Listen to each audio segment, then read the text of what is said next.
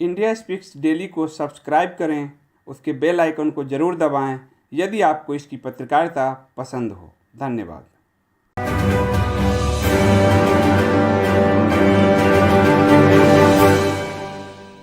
Friends, you're watching India Speaks Daily and I'm Mr. Narayan Kerr. The Modi government has been making noises about proactively taking back POK and the Gilgit-Baltistan territories. In January, Indian Army Chief General Manoj Narwane had said if Parliament approved, his forces are ready. India's External Affairs Minister S. Jaishankar, Chief of Defence Staff General Bipin Rawat and Defence Minister Rajnath Singh also spoke on the same lines. But is India capable of mounting such a military campaign? This is a million-dollar question. So it is easier said than done. The presence of China in Gilgit-Baltistan with massive investments in the China-Pakistan economic corridor will be a major impediment for an India military offensive because the Chinese would want to protect their interests. So the threat in POK comes more from China than Pakistan. An Indian military move could definitely spark off a two-front simultaneous war mounted jointly by Pakistan and China against India.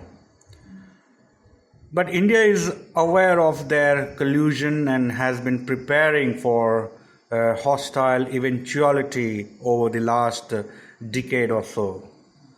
So India was careful not to initiate a two-front war, but is waiting for a mistake on Pakistan's part to execute its plans.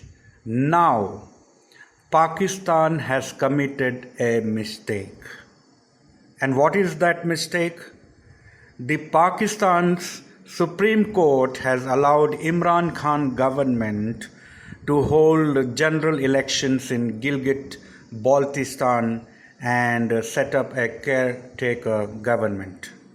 In retaliation, the Indian Ministry of External Affairs issued a strong protest over the order by saying it is an attempt by Pakistan to interfere in India's internal affairs as Gilgit-Baltistan is India's territories.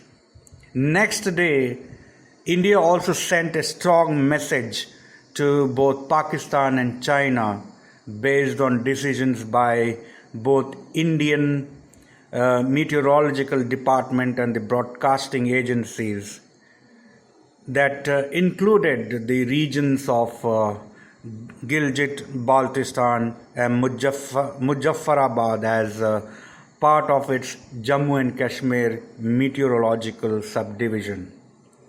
With effect from Friday, DD News and All India Radio started to telecast and broadcast temperatures and weather reports of Indian towns and cities including Mirpur, Muzaffarabad and Gilgit in their prime-time news bulletins. So, there is a tensed-up situation between India, Pakistan and China. As things stand today, if there is an attack from Pakistan, India, as per our Prime Minister Narendra Modi, can defeat Pakistan in 6 to 10 days in case of a war. Most defense experts also agree on this comment made by our Prime Minister, considering Pakistan's worsening economic condition due to the Chinese virus pandemic. Pakistan, in fact, had lost 3 wars against India in the past.